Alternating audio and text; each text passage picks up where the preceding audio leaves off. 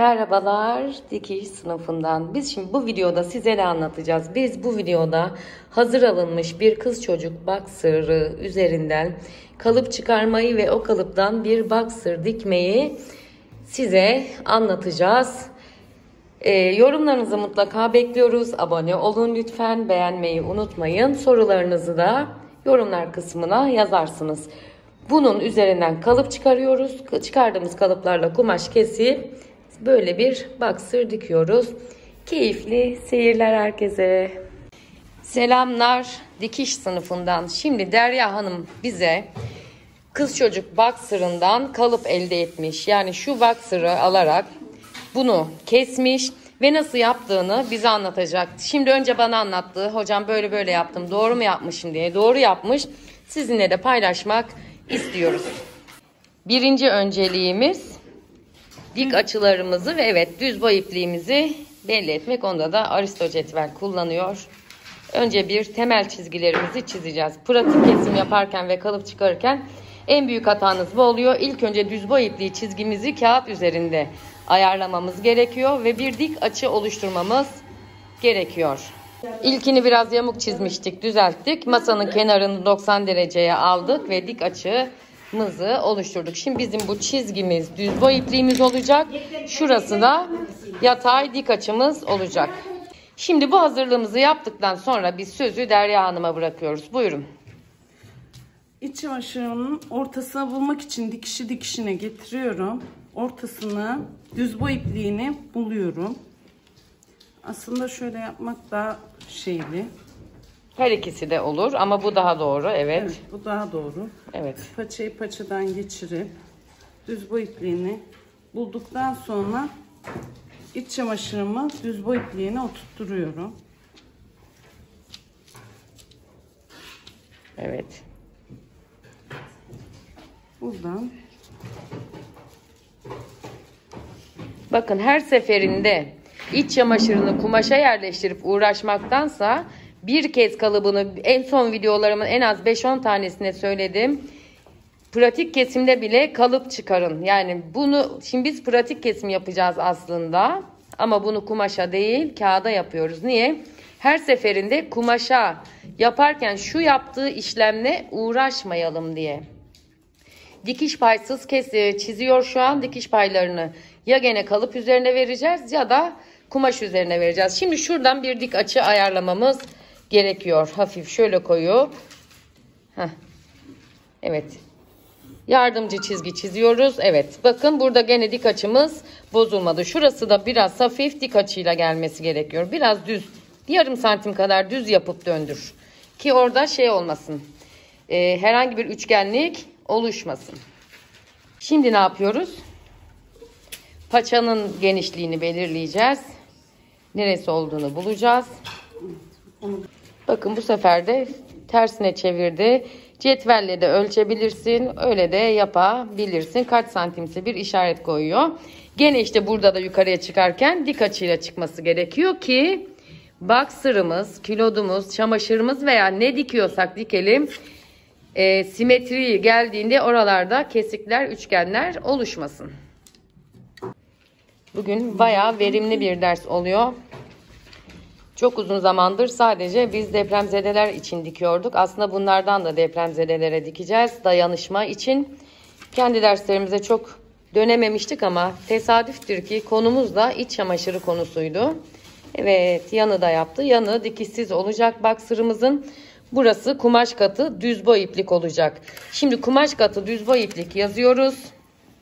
4 yaş kız çocuk esnek kumaş. Kumaş özelliğini de yazalım. Çünkü biz bu kalıbı yıllarca kullanacağız. Penye evet. Süprem olabilir. Dikiş paysız yazalım. Önü, arkası her şeyi bu kalıptan olacak. Yani ön, arka bundan 4 tane kesilmiş gibi olacak. Yani şurası kumaş katı olduğunda değil mi? Kumaş katı burası değil mi Derya? Ben yanlış hatırlıyorum. Kumaş katı, hayır kumaş katı bundan çift kattan diktiğimizde bir çamaşır elde edeceğiz ama bir de A kesmemiz lazım. Şimdi şuradaki ölçüye göre bir tane A parçası. Evet. Yani şunu kastediyor. Evet 2 tane de bundan kestiğimizde. Tamam. Kumaşımıza göre değişiyor. Tek katla kesen olabilir. Çift katta. Çünkü bunda tek kat kesilmiş. Gösterelim orayı, neresini keseceğimizi. Şurayı. Bir saniye netleyemedim. Tamam. Şu A parçasına gelecek parçayı da şimdi ölçüsüne göre var, tek katlı. çift kat daha sağlıklı gibi geliyor şu an çocuk için. Tamam. Şimdi ne yapıyoruz? Santimini ölçmeye çalışıyorum. Bundan kesmek daha zor. Düz dikdörtgen olduğu için enini boyunu ölçüp parşömene geçireceğim. Tamamdır. Şimdi ne yaptığınızı da görüyorsunuz. Aynı yerden dikdörtgen parçasını çiziyor. Bu daha pratik hanımlar. Bana inanın, bana güvenin. Her seferinde pijamayı, pantolonu, donu alıp da kumaşa yatırıp kesmekle uğraşmayın. Yarım metre parşömenle ömürlük bir kalıp elde ediyorsunuz. Şurası eninden kesilecek. Yani uzun kenarı enden kesilecek. Onu unutmuyoruz esnemesi için. Şu kısa kenarı da düz boy ipliği oluyor. Şimdi boxer kalıbımız bu kadar. Birazdan size kesimini de göstereceğiz. Kalıbımız tamam. Sıra geldi kesmeye. Şimdi ne yapacağız? Tam bu düz boy iplik çizgisinden katlayacağız.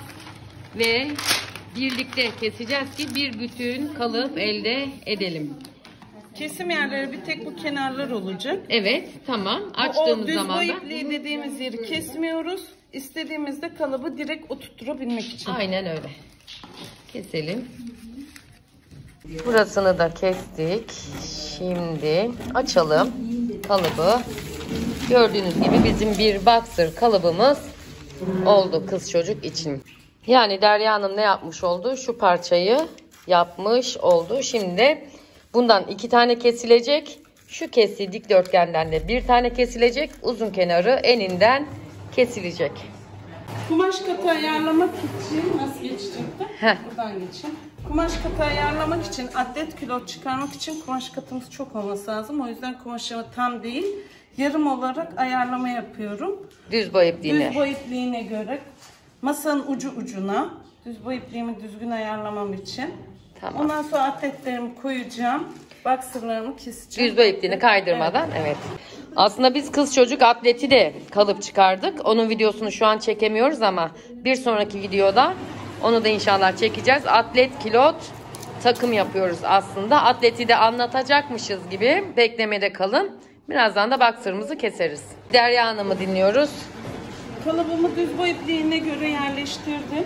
Şu anda kesimini yapacağım. 2 tane çıkmış olacak. Yani bir boxer çıkmış olacak, çocuk boxer'ı. Ön arka, evet. Ön arka. Bunu da eninden yerleştireceğiz evet, böyle. Aynen öyle. Kumaşımı kestikten sonra eninden yerleştireceğiz. Keselim, dikimine gelsin sıra. Haydi bismillah. Boxer'ımızı kestik. Dikime hazır hale getirdik. Tersinden 2 kenarını overlock'la birleştirdik. Şimdi o kestiğimiz dikdörtgen parçayı buraya yerleştireceğiz. Evet, elimizdeki dikdörtgen parçayı 2 kat yapmaya karar verdik kız çocuğunda. Tek katta yapabilirsiniz. Ortasını buluyor. Tam ortasını, tam bu ağın ortasına denk getirerek iğneleyecek. Ve overlock'la birleştirecek. Aynen. Enine kesmiştik rahat esnesin diye. 3 katı bir arada iğneliyoruz. Yani boxer, dikdörtgen parçamız 3'ü bir arada tersinden iğnelenecek.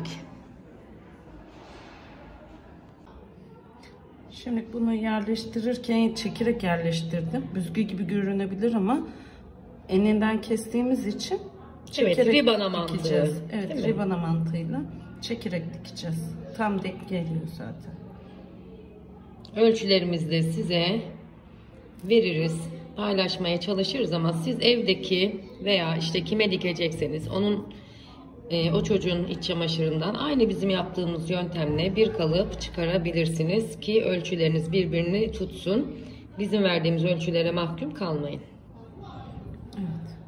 Evet, bir kenarı oldu. Şimdi diğer kenarını nasıl yerleştireceğimizi de gösterelim.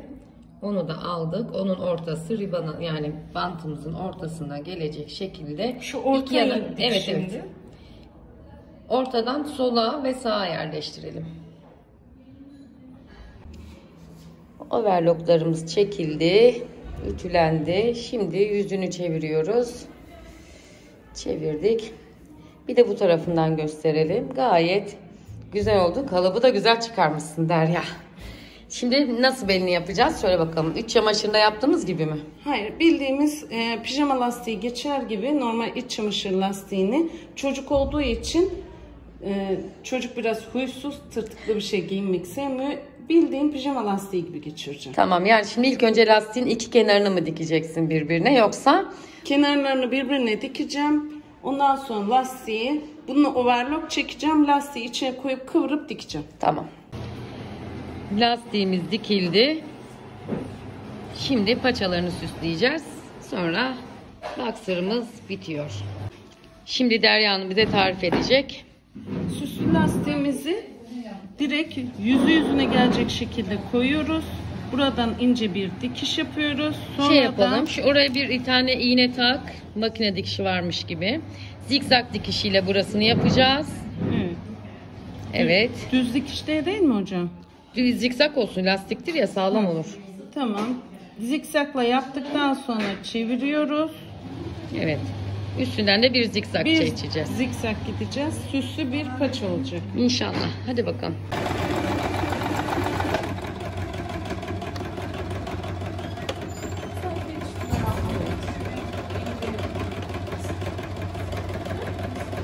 Hafifçe çektiriyoruz lastiği. Çok çektirmiyoruz ama biraz bir çekmek gerekiyor. Şu arkadan da dikişini göstereyim.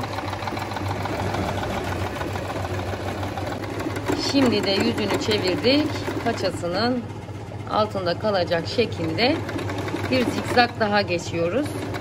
Bitmişini gösterdiğimizde daha rahat anlayacaksınız zaten. Şimdi ütülüyoruz. Her makine dikişimizin üzerine ve bitmiş haline mutlaka ütü yapıyoruz. Bizim çocuk boxer'ımız bitti. Çok da güzel oldu. Ellerinize sağlık. Şöyle koyalım. Örtümüzün üzerinde görelim. Ayrıntılarını da size gösteriyorum. Bu şekilde bitmiş oldu. Teşekkür ederiz Derya Hanım, bizimle bu güzel çalışmaya katıldığınız için. Hoşça kalın. Dikiş sınıfından sevgiyle kalın.